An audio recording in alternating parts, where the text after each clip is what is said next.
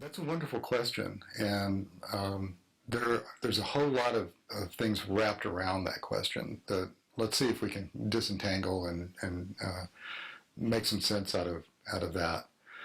The first thing to understand is that the Earth is a very big place, and humans are a very small part of this very big place.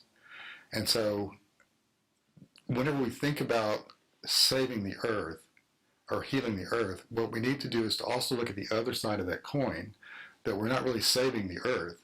The Earth is going to go on without us. You know, if we wipe ourselves out billions of years from now, the Earth will still be here, right? So what we're really talking about doing is saving the humans. That being said, now that we have a perspective on all that, let's look at what we can do to help save ourselves in the context of the global picture of the Earth. Now, what goes on in the energy of the Earth, in the environment, in the weather, and so on, is often a reflection of what's going on within the culture and the people that are in that area. So that if you have people who are fighting, then the weather, the energy picks up on the energy of the fighting, and it becomes tumultuous. And so one thing we can do to help is stop fighting. That would be nice. Another thing we can do in a practical sense is, and I know part of your question has to do around the Amazon and the areas around the Amazon, is that we can stop being greedy and stop destroying the Amazon. Amazon is the lungs of the Earth.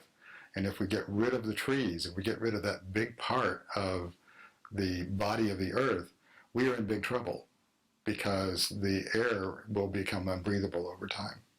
So practically speaking, we can do what we can to help stop the damage. There's some things to do politically around that and culturally around that. And let's take it a little bit deeper, because from the shamanic perspective, these storms, the air, the elements all have their own being. They have their own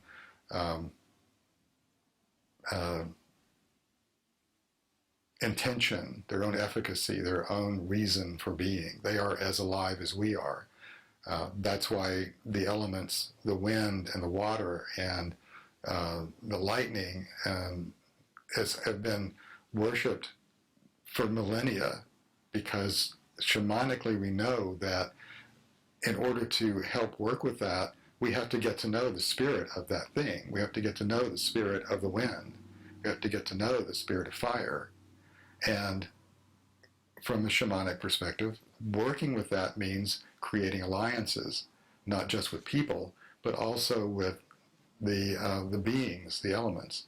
On some journeys that I've done around weather shamanism, whenever we were exploring like the drought that's going on in Texas and other places, or looking at what hurricanes mean and tsunamis mean and all those sorts of natural disasters, what was that about from a shamanic perspective? What always shows up for me are the thunder beings. They are, I find myself in the clouds. I find myself encountering 5 to 7 different beings, each wearing a different mask.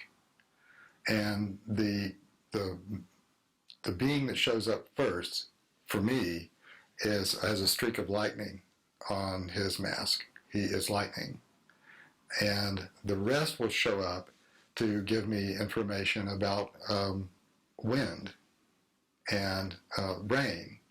And I have the opportunity then to have a conversation with these thunder beings about what I personally can do to help and assist in bringing all this back into balance. Remember, it's all about balance.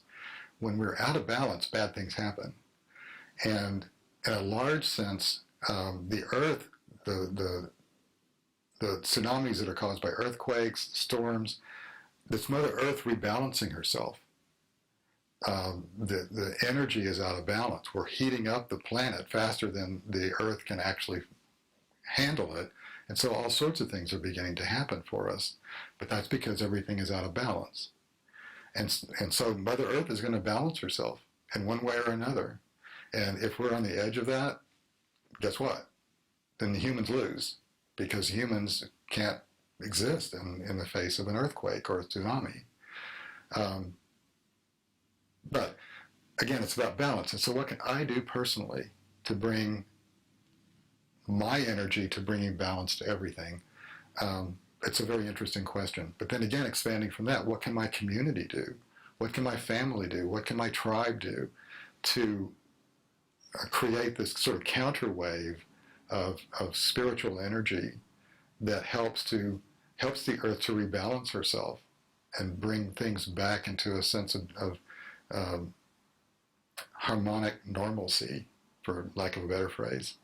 It all begins with the individual, but on issues of such a global scale, we all have to work together. We can work together physically, and we can work together energetically as we connect with each other on a collective basis. We can do journeys together. We can do journeys and ceremonies and rituals with people of other nations. It's possible to do. We can have a simultaneous healing ritual all over the planet at the same time because of miracles like the internet. You see?